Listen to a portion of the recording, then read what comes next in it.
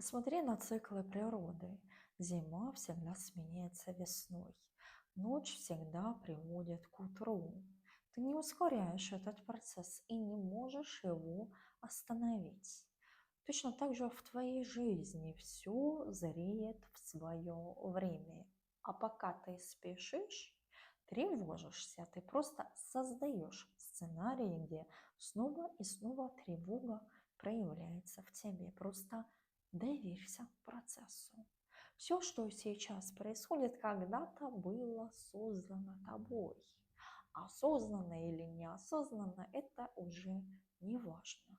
Важно то, что нет смысла этому сопротивляться, потому что это уже есть. Именно сейчас создается твое завтра. И почему ты выбираешь сопротивление, а не доверие?